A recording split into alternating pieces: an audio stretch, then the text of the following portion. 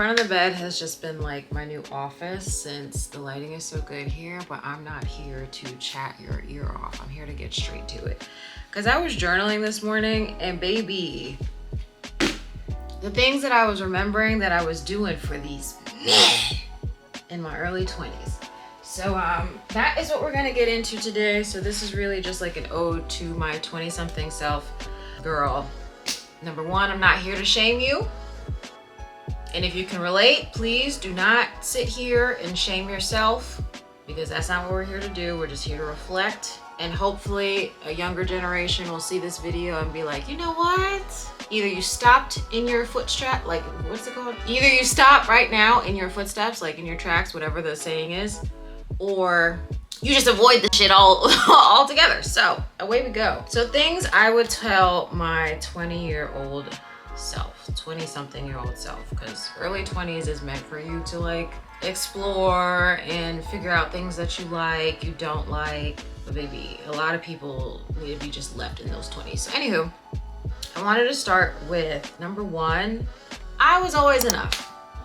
I was always enough. I am enough. I am worthy. I am enough. So I had written earlier this morning that, or just was reflecting on the fact that I spent years trying to prove my worth when I was enough the whole time. So if I could sit down, and maybe I might start crying, but I better not, because I got things to do today. My younger self, my 20-something-year-old self, who was in New York, who was trying to figure it out, who was chasing after things that just really didn't matter, trying to prove my worth to men who are not here today. Like, they're alive somewhere, but they're not in my life. So yes, number one, I am enough. I was always enough. Kind of segues into number two. The love that I was trying to give those raggedy niggas is the love I should have poured into myself. Daddy issues, for sure. Don't really know my real dad, as well as the stepdad that I had when I was younger was abusive. Like, we dealt with domestic violence. Not having, like, I have amazing uncles. There are amazing men in my life, but as far as that direct father figure, yeah, that was all fucked up. I mean, at 12 years old, I was being told that I was gonna grow up to be a slut. So you can only imagine how that reflected in the rest of my life. It's not you, it's trauma. But anyway, I was pouring so much into other people. I was pouring so much into men who, you know, are probably dealing with their own things. So I can't really sit here and discredit them all the way, because it was what I allowed. If I would have recognized that I was enough and that I was worthy of real love, I wouldn't have tolerated the below bare minimum babes. Like, we were in the negatives. The amount of times that I would spend money on men, the amount of times that I would commute or travel to go see men who were not doing the same for me. So,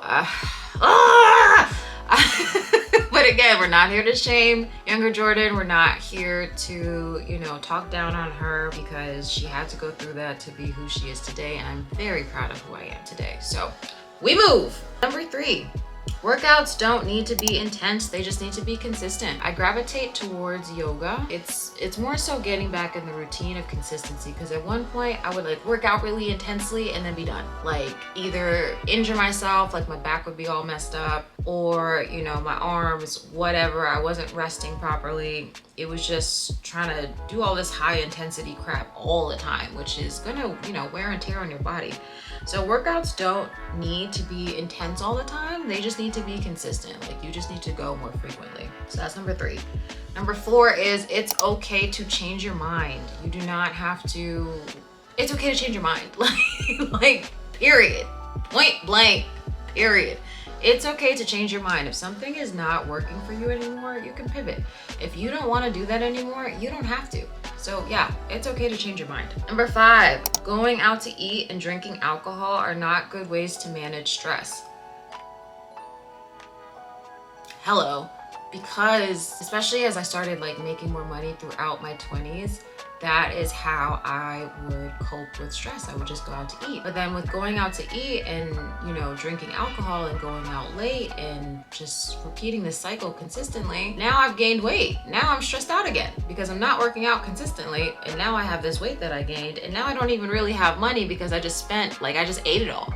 You know what I'm saying? So like that, going out to eat was Like, it's fun, don't get me wrong, but it was a coping mechanism for me. Because, you know, if people see you out to eat, they don't really think that you're struggling. You're out here, you know, buying drinks, having a grand old time, which wasn't the case. It was me avoiding actual responsibilities. So yeah, going out to eat, drinking heavy, those are not good ways to manage stress. I'm very thankful. I meditate consistently. I'm actually on a 50-day streak. I might fall off here and there, but I'll come right back to it. Meditating when I wake up, meditating before I go to bed, meditating whenever I feel like, with work, with stress, with whatever. As soon as I start feeling a little, we gotta center ourselves, we gotta calm down. A good 15 minutes, 20 minutes, 30 minutes, whatever, you know, I can really just sit down and do, I do. What was that? Number 5.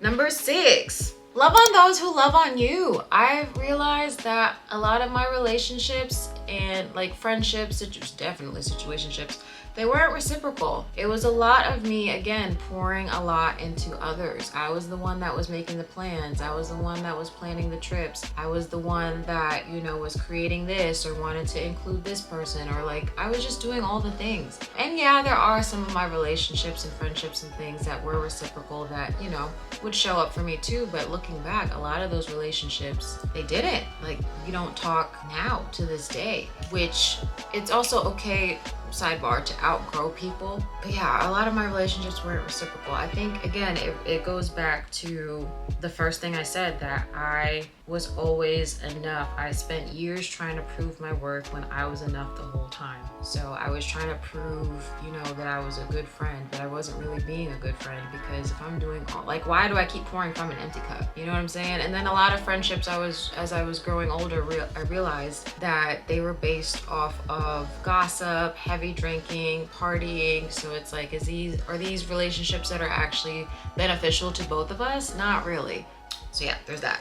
Which kind of plays into the next one of let other people show up for you. So love on those who love on you and let other people show up for you. Very similar, but still a little different, because I also wasn't one to always just ask for help, accept compliments. Well, like, I would accept a compliment, but then I would give one right back. So I wouldn't be able to, or wouldn't allow myself to sit and like really enjoy a compliment or enjoy what they did for me. If they did do something for me, I would be really quick to try and reciprocate. And so it was like I had a problem of receiving. Like, I wasn't allowing myself to receive love and allow people to really show up for me. So yeah, let other people show up for you. As you grow older, you can kind of gauge, you know, intentions and things, and you move with a lot more clarity. But yeah, let people show up for you, because some people really genuinely do care about you, and you deserve it.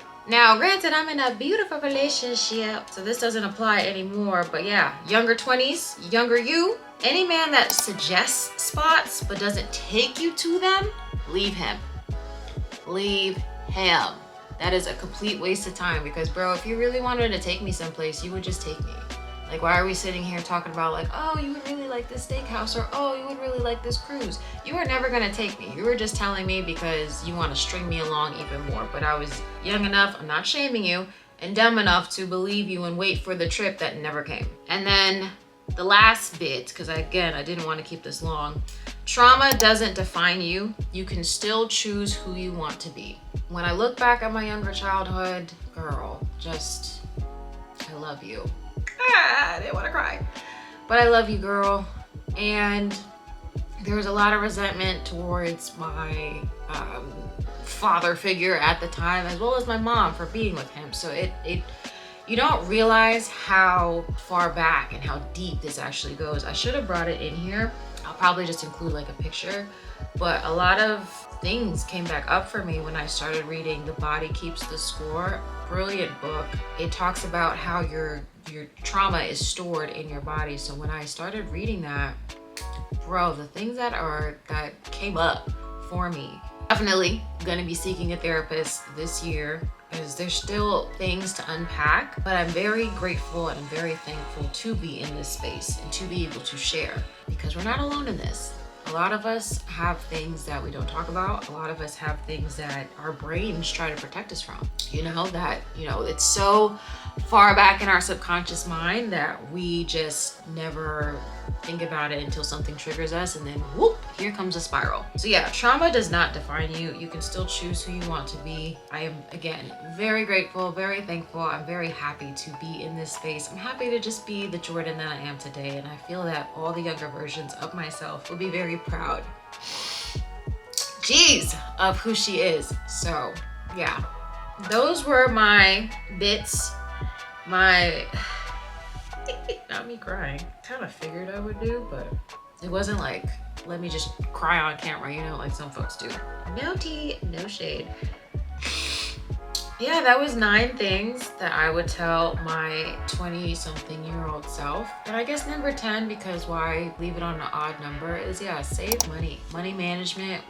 Better money management would have gotten you out of a lot of situations that you really didn't need to be in. So money management, it doesn't have to be every cent of your check. You could start with $10 a week, then move to $20 a week, then move to $50 a week, and so on. I think we discredit how much these small changes really do add up. So younger me, yes, we're now in a way better space as far as money management. There's savings, there's investments, you know, we're good. But you could have been a lot further if you would have managed your money better. Instead of going out to eat and drinking all these $50, $60, $80 tabs of you at the bar, yeah, that could have been in investments. That could have been in savings. But again, we're not here to shame younger me.